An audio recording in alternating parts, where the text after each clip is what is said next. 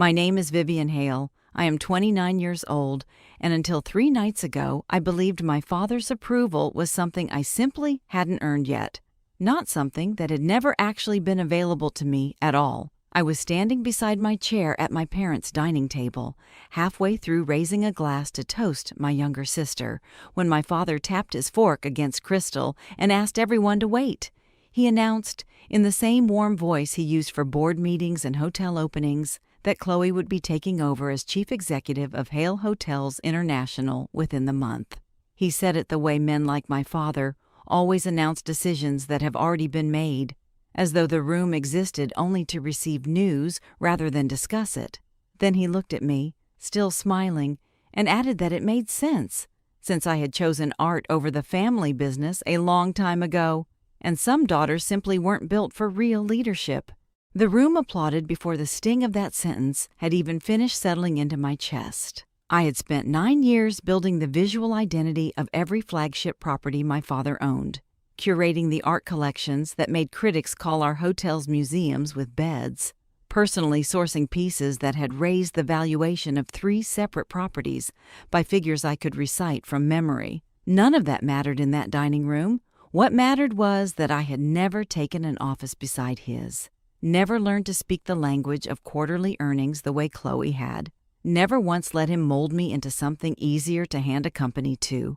I smiled through the applause, because I had learned long ago that smiling made these moments pass faster. What nobody in that room knew, including me until 3 days earlier, was that my grandfather had already begun quietly making sure my father's plan would never survive contact with reality.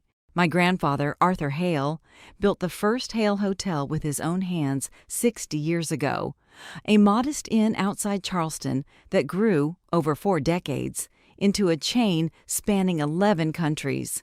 He was 81 years old, sharper than most men half his age, and had stepped back from daily operations a decade earlier only because his hip had finally stopped cooperating with the pace he'd kept his entire life. 3 days before that dinner, his assistant called me at my studio, asking if I could come to his house the following morning, alone, before anyone else in the family woke up. I remember standing in my kitchen after that call, staring at my phone, feeling something shift in my chest that I couldn't name yet. My grandfather rarely summoned anyone directly. He preferred watching quietly from the edges of family gatherings, occasionally offering a comment sharp enough to remind everyone he still saw more than he said.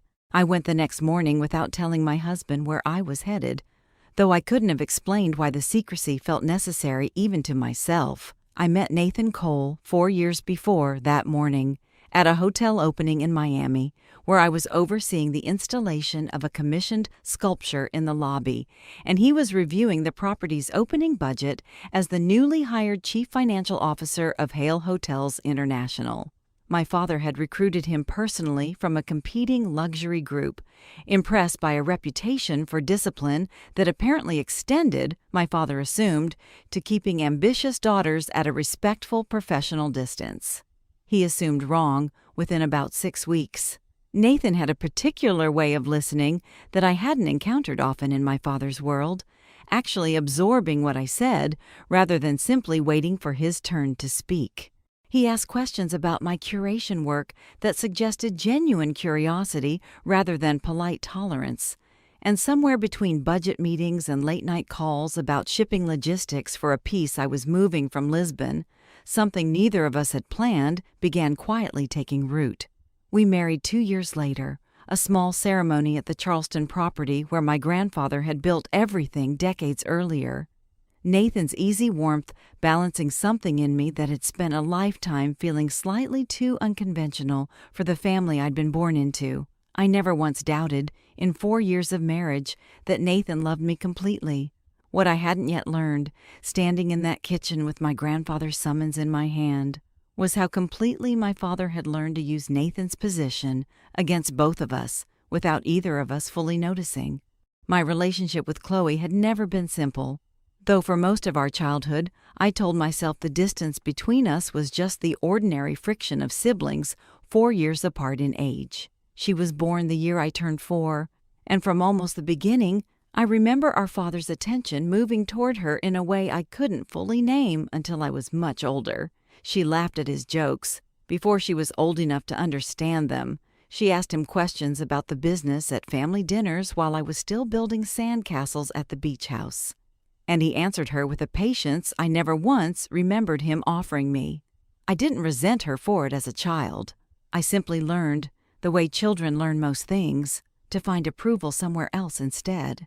I found it in sketchbooks, in the walls of my grandfather's study covered with photographs of hotels rising out of empty lots, in the particular quiet satisfaction of arranging a room until it finally looked the way it felt in my head. My grandfather noticed that satisfaction before anyone else in the family did. He was the one who bought me my first real camera at 12, the one who took me to museums on weekends my father spent in meetings, the one who told me more than once that an eye for beauty was its own kind of intelligence, whatever the business world eventually decided to call it. Chloe, meanwhile, spent her adolescence learning the specific choreography of our father's moods. She knew exactly when to bring him coffee without being asked, exactly which topics to raise at dinner to make him talk longer, exactly how to frame her own opinions as agreement with whatever he'd already decided.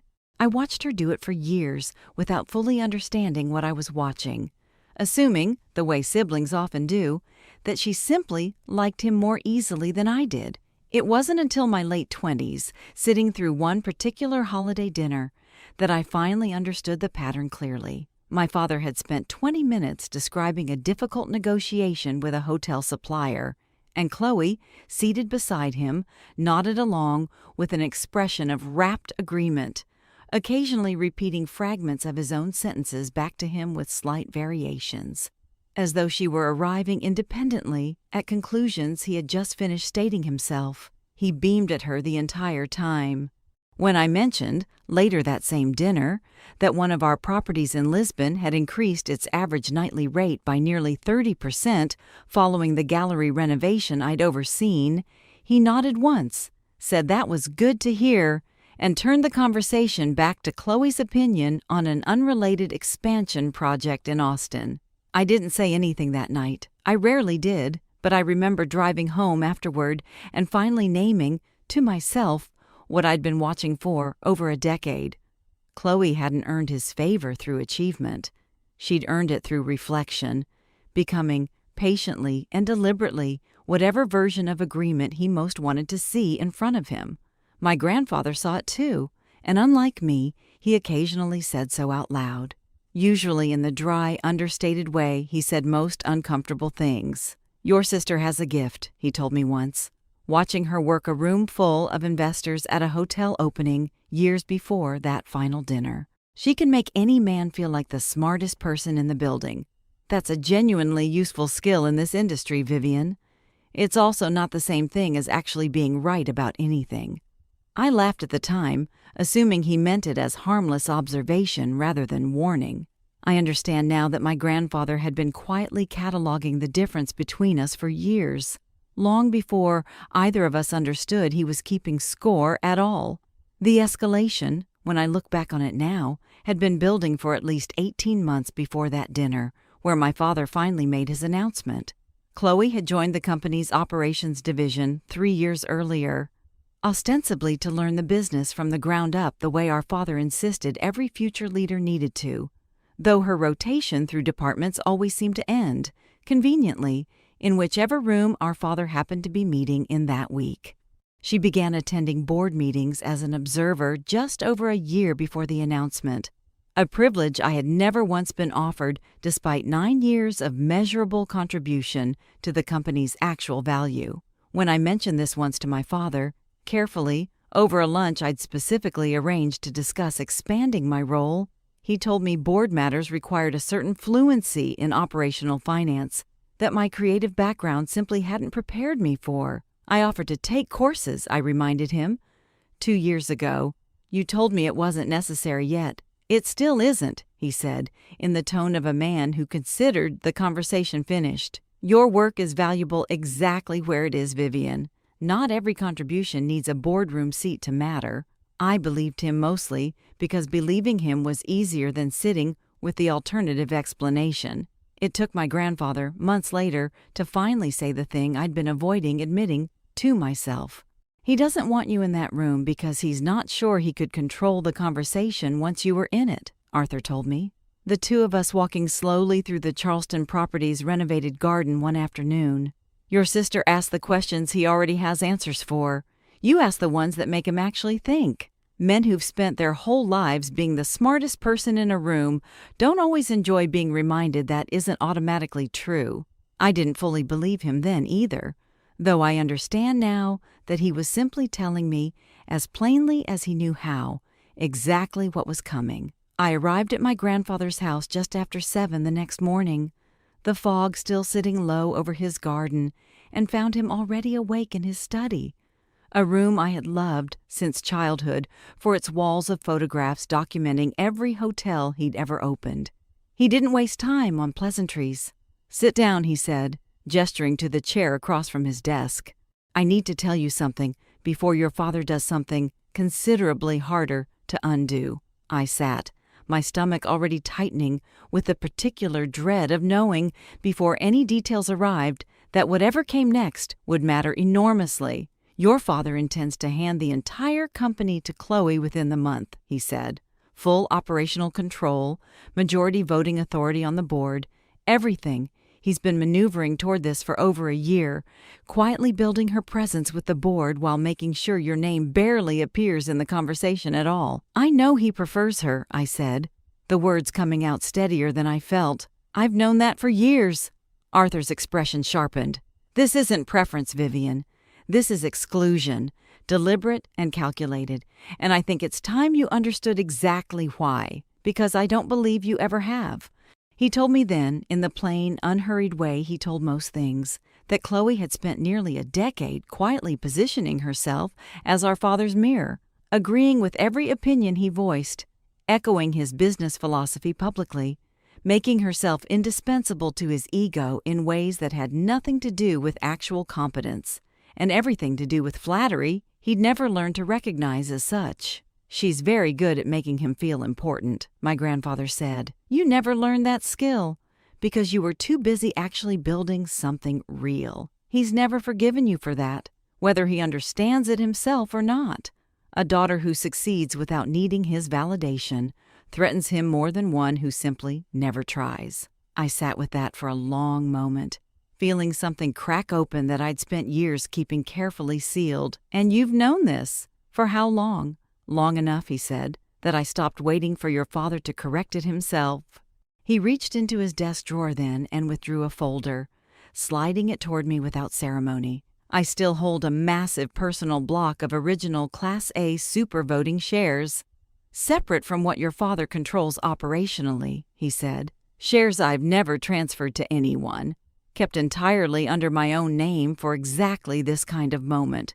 I've spent the last several months arranging to place this controlling voting stake into an irrevocable holding structure in your name, quietly, through my own attorney, entirely separate from anything your father's people would think to look for."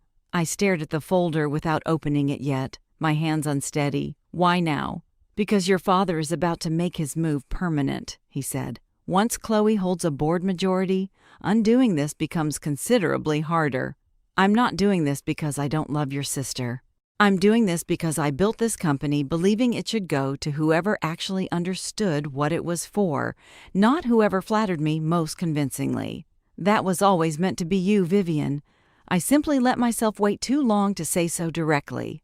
I opened the folder with hands that wouldn't quite stop shaking, scanning pages of transfer documents already drafted, already signed by him, needing only final registration to take effect. "Does my father know?" I asked. "Not yet," Arthur said, "and I need you to understand something important before we go any further. Once this becomes official, there's no quiet way through it. He will see it as a direct challenge to everything he's planned. I need to know you're prepared for that before I finish what I've started." I looked at my grandfather, 81 years old, still sharper than most people I'd ever met, offering me something he clearly believed I'd earned and equally clearly understood would detonate through my entire family the moment it became real. "I'm prepared," I said, though some smaller, more honest part of me wasn't entirely certain that was true yet. I didn't tell Nathan that morning either.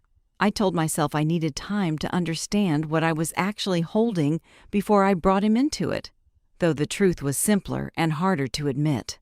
Some quiet, unexamined part of me had started wondering, for the first time in 4 years, exactly how much my husband already knew about decisions being made around me that I was never invited into. That wondering turned out to be more accurate than I wanted it to be. 3 nights later came the dinner, my father's announcement, Chloe's radiant acceptance of a company she had spent years quietly positioning herself to inherit through flattery rather than merit.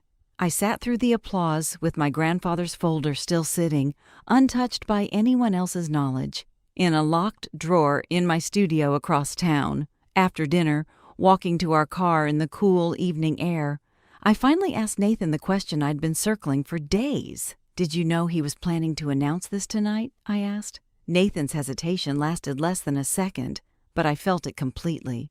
"I knew something was coming," he said carefully. I didn't know exactly when or exactly how he'd frame it. Something in my chest went cold in a way I hadn't expected. "What does that mean exactly?" He sighed, running a hand through his hair the way he did when he was choosing words too carefully. "Your father's been restructuring the board's financial reporting for the past several months, reallocating dividend distributions ahead of the leadership transition. I flagged some of it as unusual when it started, but he's my employer, Vivian. I raised concerns through the proper channels. I didn't feel like it was my place to bring you internal governance details before they were finalized."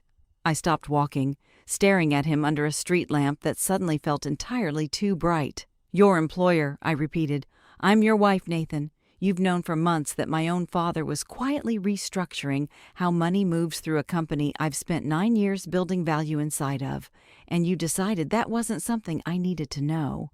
"It wasn't that simple," he said, his voice tightening with something that sounded like genuine strain rather than excuse-making. "If I'd told you everything I suspected before I had proof, and I was wrong, I'd have created a war inside your family based on speculation. I was trying to be careful. I wasn't trying to protect him over you. I wanted to believe that completely." Some part of me did. But standing there, replaying 4 years of marriage through a lens I hadn't needed before that night, I understood that Nathan had spent months choosing careful silence over uncomfortable honesty, and that the two things, however similar they felt to him, had cost me something real, regardless of his intentions. "I need space to think," I told him, and drove home alone that night for the first time since we'd married. I called my grandfather the next morning, my voice steadier than I expected, given how little sleep I'd managed. "Finish it," I said. "Whatever needs to happen to make this official, I want it done." There was a brief pause on the line. "Are you certain?" he asked. "Once we file this, your father learns everything at once, Vivian. The transfer, and likely eventually how long I've been planning it." "I'm certain," I said. "I'm done being the daughter who finds out everything last." Arthur filed the final transfer documents that same afternoon, converting his personal holding into an irrevocable trust under my name, immediately altering the company's voting structure in ways that would become impossible to ignore the moment anyone checked the registry. My father discovered it 2 days later, precisely as my grandfather had predicted, during a routine board preparation call ahead of Chloe's formal installation. He called me within the hour, his voice carrying a controlled fury I'd rarely heard directed at me personally in 29 years. "What exactly do you think you're doing?" he said, skipping every greeting entirely. "I didn't do anything," I said. "Grandpa Arthur made a decision about his own shares. You should probably ask him directly why he made it." "I don't need to ask him why," my father snapped. "I know exactly why. He's always favored you, Vivian, ever since you were a child. Always indulging this idea that you are somehow more special than the rest of us for choosing paintings over actual responsibility." "I chose something you never respected," I said, my voice steadier than I expected it to be. "That's different from choosing something less real." He was quiet for a moment, and when he spoke again, his voice had shifted into something colder, more calculating. "This changes nothing about Sunday's announcement," he said. Chloe becomes CEO as planned. Whatever shares your grandfather signed over don't give you operational authority, only a voting stake. I still control the board majority through my own holdings and hers combined. I hadn't known that detail yet, and hearing it land, I understood immediately that my father intended to move forward regardless of what my grandfather had just done, betting that a symbolic ownership stake wouldn't be enough to actually stop him. He was wrong about that too, though none of us fully understood exactly how wrong until 3 days later at the company's annual shareholders gathering, the event my father had specifically chosen to formalize Chloe's appointment in front of the full board and every major investor connected to Hale Hotels International. 2 days before the gathering, Chloe showed up unannounced at my studio, something she had never once done in the 9 years I'd run it. She stood in the doorway for a moment, taking in the walls covered with photographs and sketches from a dozen different properties, before finally stepping inside without waiting to be invited. "I heard what Grandpa did," she said, her eyes flashing with pure arrogance as she tried to keep her hands from shaking. "I want to know if you ran to him crying like you usually do." "I didn't ask for anything," I said honestly. "I found out 3 days before you did." She studied me for a long moment, searching my face for a lie she didn't find. "That's almost hilarious," she spat out, crossing her arms defensively. "It means he decided all on his own that I wasn't good enough, while you just sat back and played the innocent victim."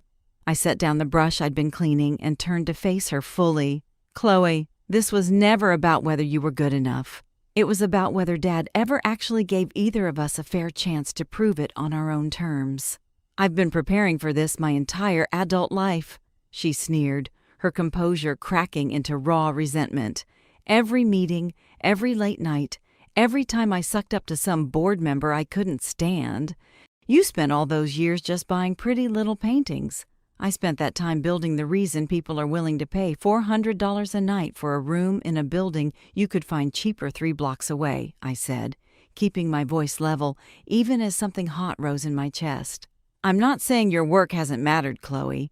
I'm saying you built your position by learning exactly what Dad wanted to hear, and I think deep down you know that's just shameless brown-nosing, not actual leadership." Her expression flickered, something underneath the anger that looked, for just a moment, uncertain in a way I rarely saw from her.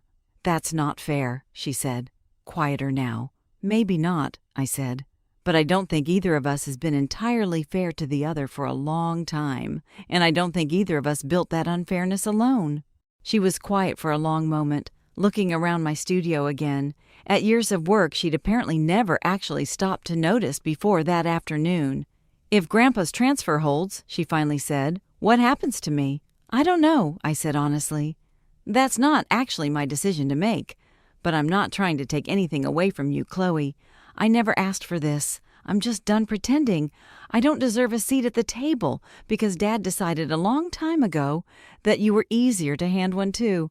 She left without responding to that directly, though something in the set of her shoulders as she walked out felt different than the confidence she'd arrived with, less certain, more exposed than I think she wanted anyone to see. I called Nathan that evening and told him about the visit, watching carefully for how he responded, still testing, in some small, unspoken way, whether the honesty we'd promised each other after that conversation under the street lamp was actually going to hold. He listened without interrupting, then said quietly, "She's not wrong that she's worked hard, Vivian. I've seen her put in real hours these past few years. I just don't think hard work aimed entirely at pleasing one person is the same thing as actually being ready to lead a company." "That's exactly what I told her," I said. "I believe you," he said.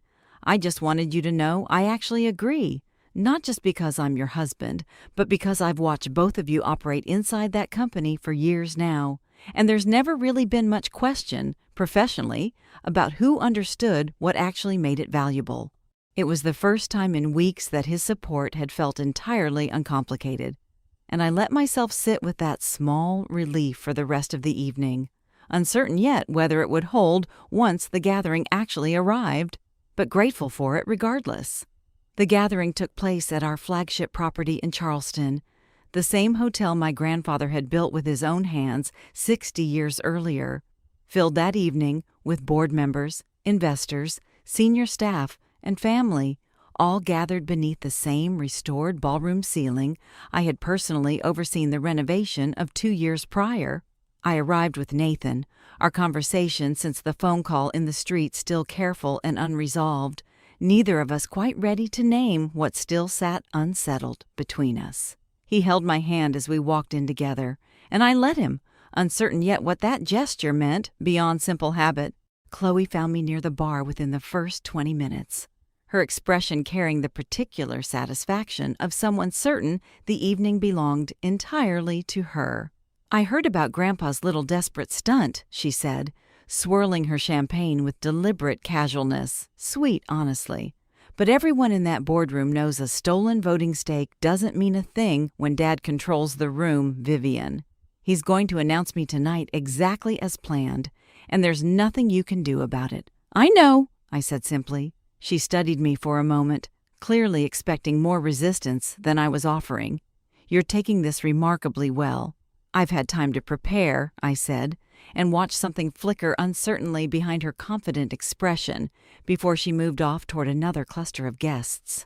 My father took the stage just after 9, exactly as scheduled, thanking the room for decades of partnership before beginning the announcement everyone had gathered to formally witness. "Tonight marks a new chapter for Hale Hotels International," he began, and I watched Chloe straighten near the front of the room, already stepping toward the stage in anticipation of her cue. My grandfather stood before my father could finish the sentence. "Forgive the interruption," Arthur said, his voice carrying easily across the ballroom despite his age, the entire room turning toward him with the particular attention people reserve for founders. "Before this evening moves forward, there's something the board and our investors deserve to understand clearly." My father's expression shifted instantly, controlled fury barely masked beneath practiced composure. "Dad, this isn't the moment." "I think it's exactly the moment," Arthur said, and something in his tone made clear he had chosen this stage as deliberately as my father had. He explained, plainly and without theatrics, that he had transferred his entire controlling block of Class A super voting shares in the company to me days earlier, a decision made entirely independently, reflecting 60 years of watching how this business actually got built, and by whom. He explained that the company's true value over the last decade hadn't come from boardroom politics or family favoritism, but from the flagship properties whose prestige, valuation, and critical reputation had been transformed by one specific person's work he named directly, in front of every investor in the room. "Vivian built the identity that makes people believe our hotels are worth what we charge for them," he said. "I've watched her do it for 9 years without a single word of recognition from this family. Tonight, I'm making sure the record reflects what should have been obvious considerably sooner." The room had gone completely silent, the particular silence that arrives when a room full of powerful people realizes the ground beneath a carefully planned announcement has just shifted entirely. Chloe's composure cracked first, faster than I expected. "This is an absolute joke!" she shrieked, her voice screeching across the silent ballroom. "Grandpa, you can't just sabotage my career because you like her better. I worked my ass off for this position." "You worked your ass off agreeing with your father in public," Arthur said, not unkindly, but without softening it either. "That isn't leadership, Chloe. That's pure flattery. I built this company watching men mistake the two for 60 years, and I'm far too old to keep pretending your brown-nosing is actual competence." My father stepped forward, his voice low and tight. "Dad, you're embarrassing yourself in front of our entire board." "I'm protecting 60 years of my legacy from being handed to a yes man," Arthur said. "That's not embarrassment, Gregory. That's overdue house cleaning." I stood near the back of that ballroom watching my father, a man I had spent 29 years trying to earn approval from, finally facing a room that could see, without any filter he controlled, exactly how deliberately he'd chosen to overlook what I'd actually built. Nathan's hand found mine quietly during the silence that followed, and this time I let myself lean into it without hesitation. "I'm sorry," he said quietly, close enough that only I could hear it. "I should have told you everything the moment I suspected it. I let caution become an excuse." And it cost you time you didn't need to lose. I know, I said. I need you to actually mean that. Going forward, not just say it tonight. I do, he said, and something in his voice told me finally that he understood the difference too. My father left the stage without finishing his announcement, disappearing through a side exit, while the board chairman quietly called for an emergency session to review the company's revised ownership structure. Chloe stood frozen near the front of the room for a long moment before following him out, her earlier confidence entirely gone, replaced by something that looked, for the first time in years, genuinely uncertain. The weeks that followed unfolded with considerably less drama than that ballroom night, though no less consequence. The board's emergency review confirmed what my grandfather's transfer had already made legally undeniable.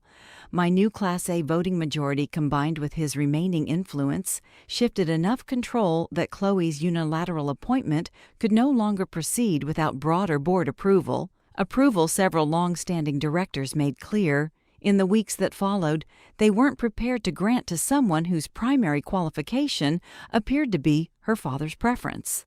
My father retained his position, though considerably diminished, forced for the first time in decades to answer to a board no longer willing to simply ratify his personal favoritism without question. He didn't speak to me directly for almost 2 months after that gathering. And when he finally called, his apology arrived wrapped in enough justification that I understood some part of him still believed he'd been protecting the company rather than simply protecting his own comfort. I accepted the apology as far as it went, without pretending it repaired everything it should have. Chloe struggled more visibly. Stripped of the automatic authority she'd spent years assuming would simply arrive, she was offered instead a genuine operational role within the marketing division, one she could either grow into honestly or abandon entirely. I heard through mutual colleagues that she chose to stay, working with noticeably less certainty and considerably more actual effort than I'd ever seen from her before. I don't know yet whether that change is permanent. I've stopped needing to know in order to move forward with my own life.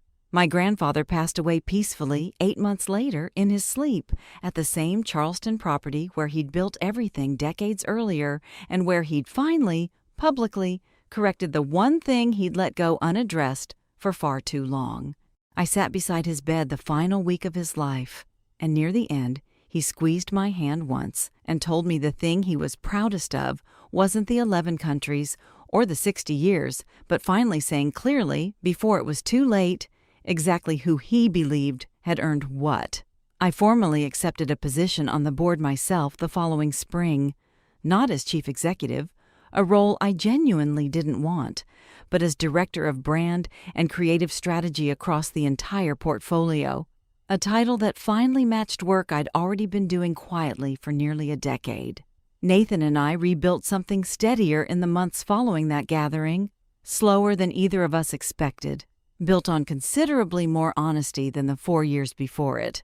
He left his position as chief financial officer eventually, taking a role at an independent firm entirely separate from my family's company, a choice he made without me asking, understanding on his own that some marriages need clearer lines than the ones we'd been quietly ignoring. I still curate every major collection across our flagship properties, still travel constantly sourcing pieces that make strangers stop in hotel lobbies and actually look at something rather than simply passing through it. The difference now is smaller than people might expect, and larger than I could have imagined a year ago. I do the same work I always did. I simply no longer do it invisible to the people who benefit most from it. Some evenings, walking through the Charleston lobby my grandfather built with his own hands, I think about the 29-year-old woman who smiled through applause at her own diminishment, because she'd learned, somewhere along the way, that smiling made discomfort pass faster. She wasn't wrong to want her father's approval. She was only wrong about believing she needed it in order to already be exactly enough. I stopped needing it sometime around that ballroom night, and I haven't looked back since to check whether it finally arrived. Some things, once you stop waiting for them, simply lose their power to define you at all. Thank you so much for watching. Drop a comment below, hit that subscribe button, and I'll see you in the next one.